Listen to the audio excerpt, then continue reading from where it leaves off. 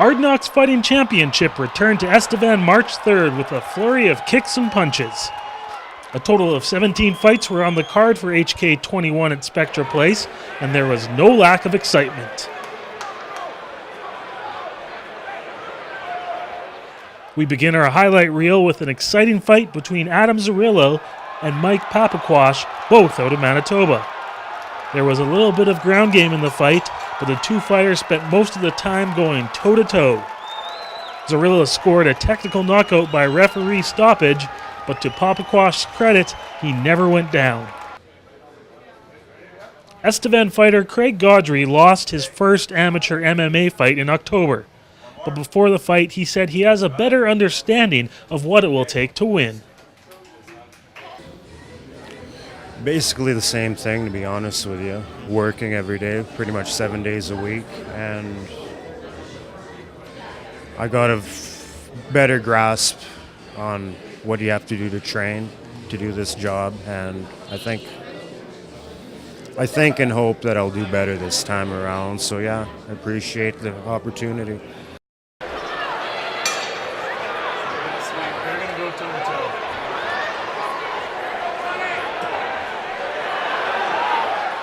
Godre was facing Mitch from Saskatchewan, and the two didn't waste any time getting acquainted.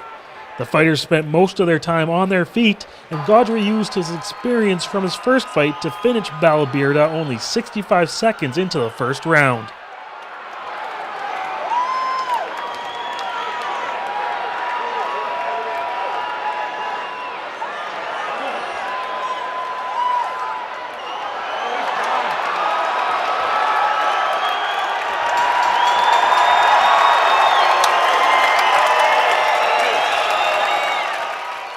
Travis Fafl and 16-year-old Tyrone also provided some sparks on the night. The two exchanged kicks and punches in the first round, but it was Halkett who landed a big kick that led to his victory in his first ever fight.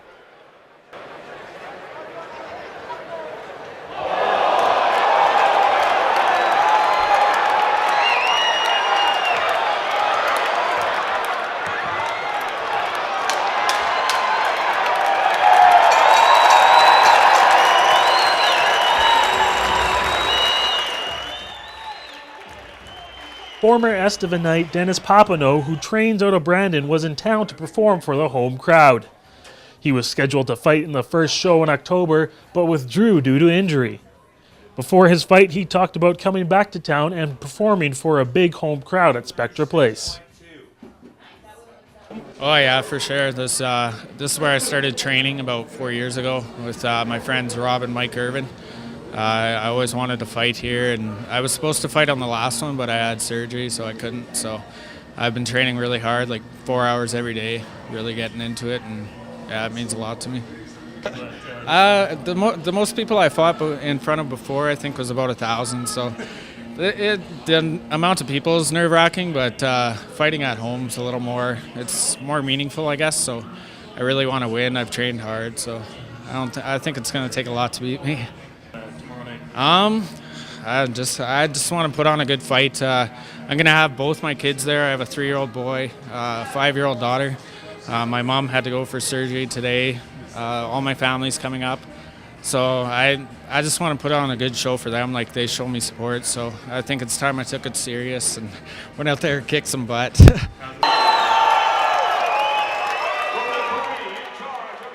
The fans were definitely in Papineau's corner as he faced Ryan Torrance from L'Orange. And it didn't take him long to get the crowd cheering. Papineau took Torrance to the ground early and used his ground game to create an opening for the rear naked chokehold.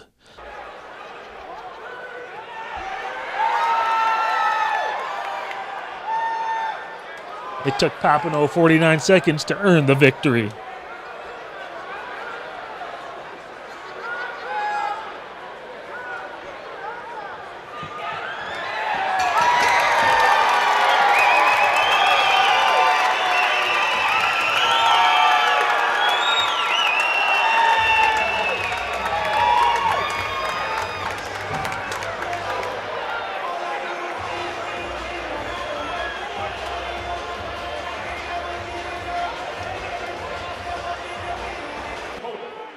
Former SJHL enforcer Derek Parker was sporting pink shorts to show his support for anti-bullying campaigns.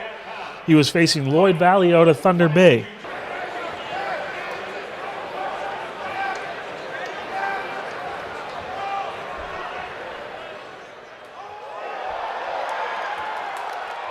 After taking some time to get a read on each other, it was Parker who went to the attack first and never let up. Parker took Valley to the ground and ended the fight with a knockout blow.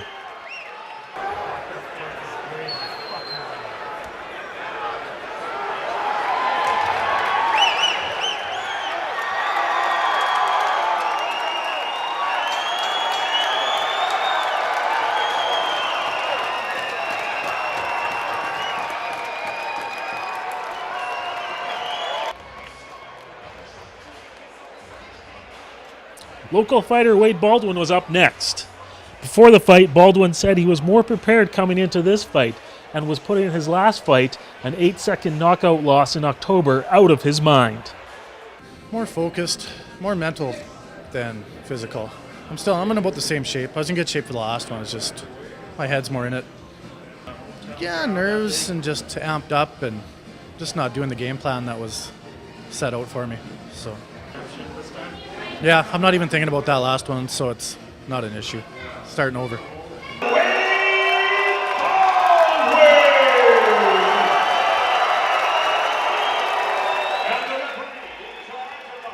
Baldwin was facing Stephen Arens out of Moose Jaw, and the two huge heavyweights would put on a show for the fans in attendance.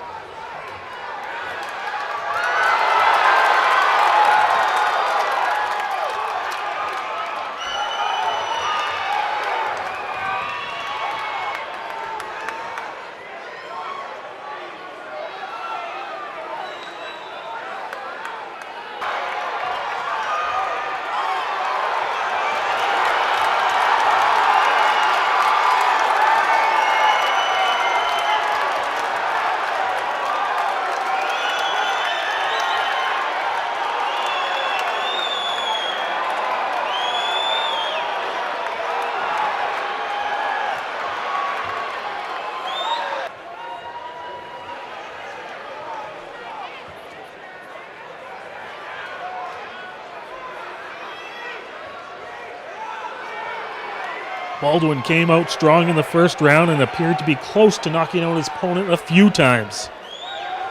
At one point, Arnes even turned his back to Baldwin and started to walk away.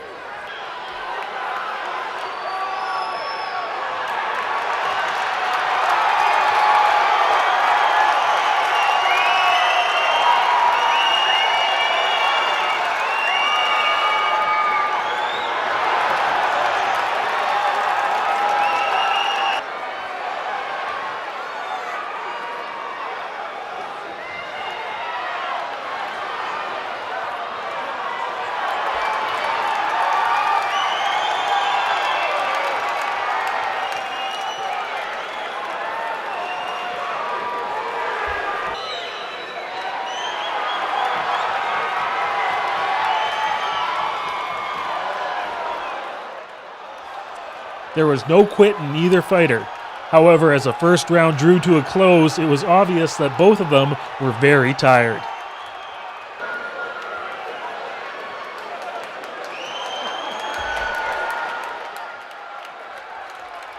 The second round didn't solve anything either, as both fighters were reaching down deep to muster up some strength behind their punches.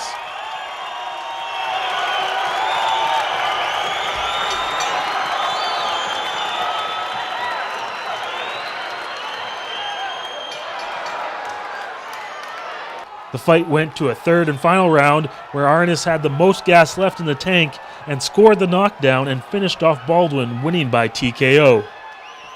Both fighters were exhausted after the fight.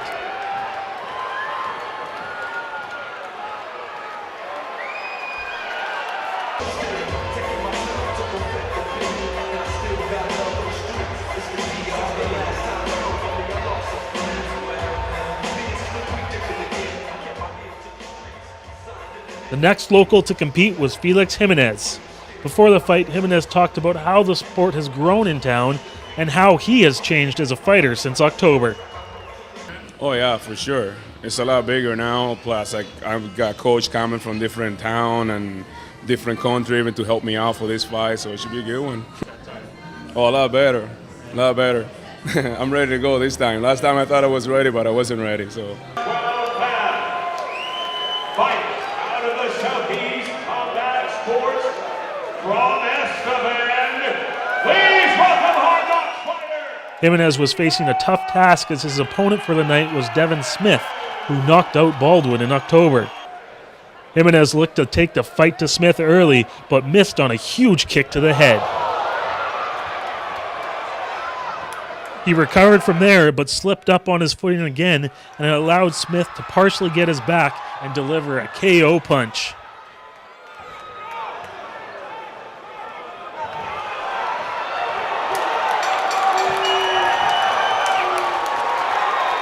Smith has now fought twice in Estevan, and he has KO'd 2 Estevan fighters.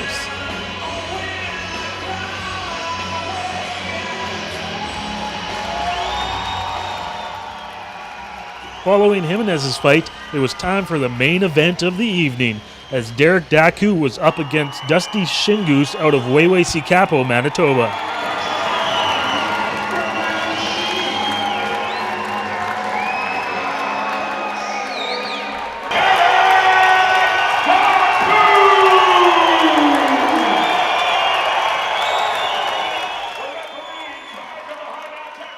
The ring introductions lasted longer than the fight itself, but it ended on a high note for all of the Daku fans in attendance.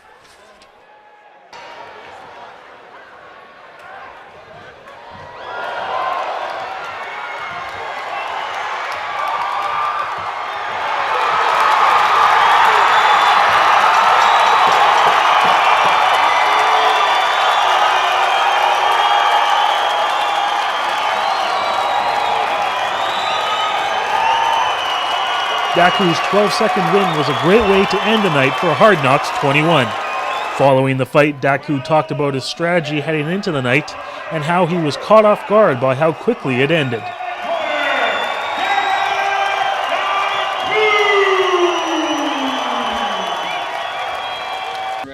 Yeah, I guess my plan was circle around, throw a spinning back fist out there, and then see if I catch him with it.